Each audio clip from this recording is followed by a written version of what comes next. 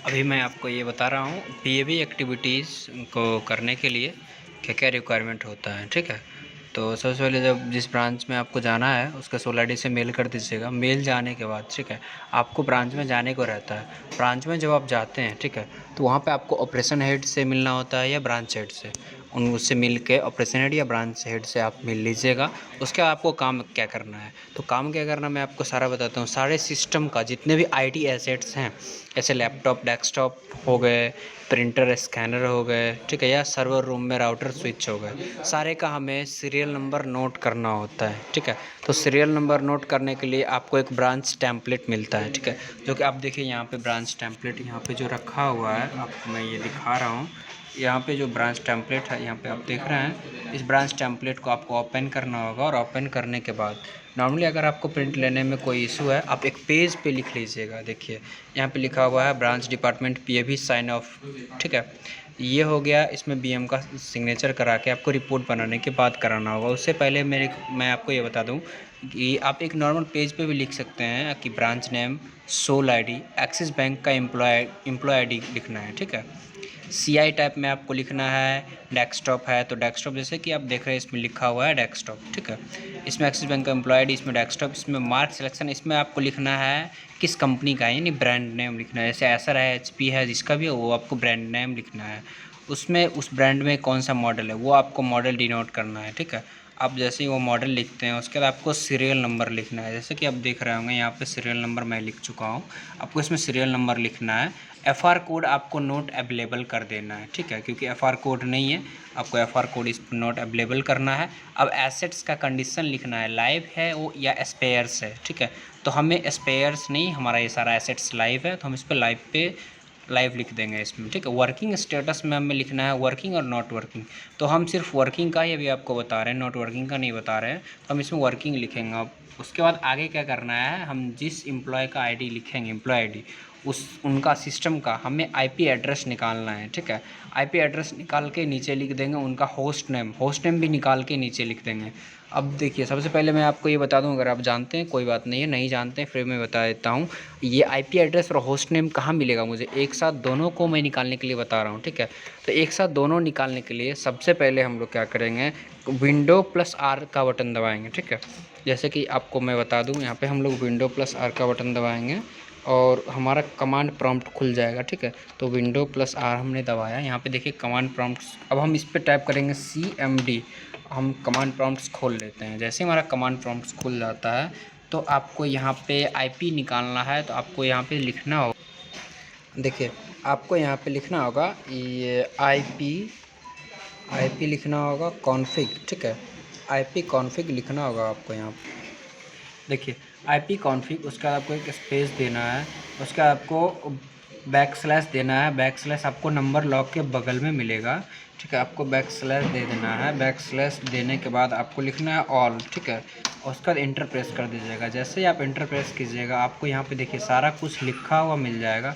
मैं आपको एक बार बारी बारी से सारा कुछ दिखा देता हूँ ओपन करके। यहाँ देखिए सबसे ऊपर में आपको होस्ट नेम लिखा मिल जाएगा, जो कि होस्ट नेम यहाँ पे लिखा हुआ है। ऐसे आपको होस्ट नेम भी वहाँ पे मैंने बताया था कि होस्ट नेम पीसी का निकाल के बराबर लिखना है। तो आपको होस्ट नेम यही हो गया, ऊपर में देखिए लिखा हुआ होस्ट नेम, तो आप होस्ट नेम लिख दीजिएगा। उसके बाद आपको आईपी लिखना है उस सिस्टम का।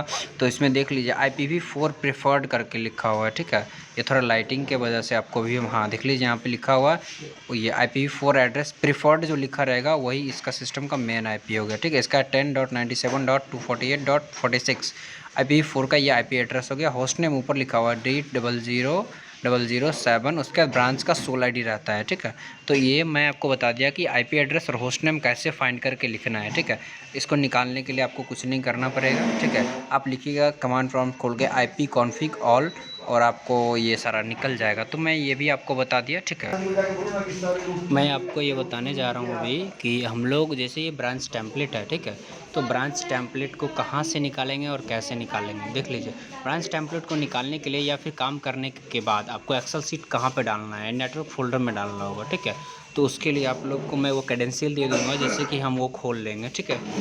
नहीं, इसमें हम लोग आईपी आपको प्रोवाइड कर दिया जाएगा हमारे द्वारा, और हम नेटवर्क फ़ोल्डर को एक्सेस कर लेंगे। इस क्रेडेंशियल का पासवर्ड आपको मिल जाएगा।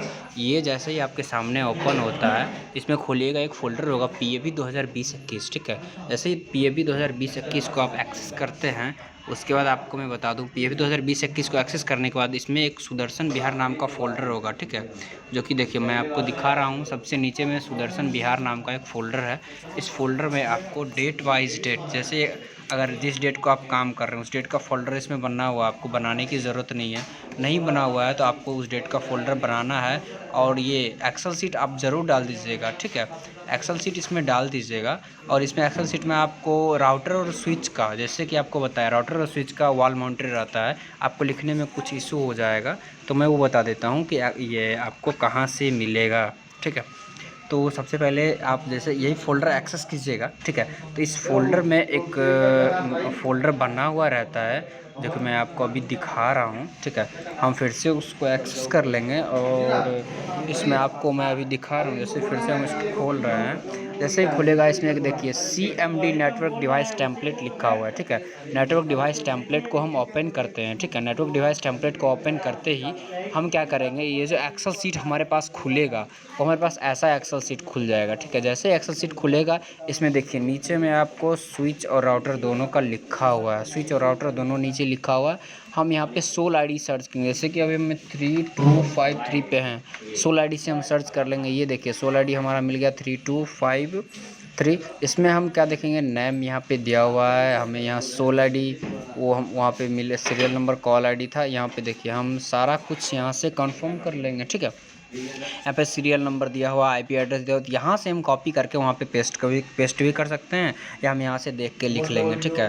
तो यहाँ से हमको स्विच का मिल जाएगा, और इस पेज में हमें राउटर का मिल जाएगा। तो हम ये सारा कुछ सर्च यहाँ से फाइंड करके लिख देंगे, और जैसे ही ये लिखा हो जाएगा, ठीक है, इसके बाद हम लोग रिपोर्ट को, कंप्लीट रिपोर्ट विथ PDF के साथ, ठीक है। PDF आप हमें व्हाट्सएप पे भेज दीजिएगा, लेकिन इसमें कोशिश कीजिएगा ब्रांच में ही स्कैनर से स्कैन करके आपको PDF डाल देना है। जैसे कि मैं आपको दिखाया, उस डेट का आपको फ़ोल्डर ओपन करना है। फ़ोल्डर ओपन करते ही आपको कहाँ पे वो देखिए यहाँ पे एक 2020-21 का फ़ोल्डर मिलेगा आपको। यहाँ पे देखिए PAP 2020-21 को फ़ोल्डर ओपन करना है। इसमें सबसे नीचे चले जाइएगा तो सुदर्शन लिखा होगा, सुदर्शन देखिए बिहार लिखा हुआ है, ठीक है। तो आप इस फ़ोल्डर को जैसे ही डबल क्लिक करके खोलिएगा, आपको इसमें डेट बाय डेट फ़ोल्डर मिलेगा। देखिए इसमें दोनों लिखा हो, बरौनी का अगर है तो देखिए इसमें एक्सेल शीट भी है, PDF है। तो एक्सेल शीट जो भी आप बनाते हैं वो भी डालिएगा ध्यान से, ठीक है।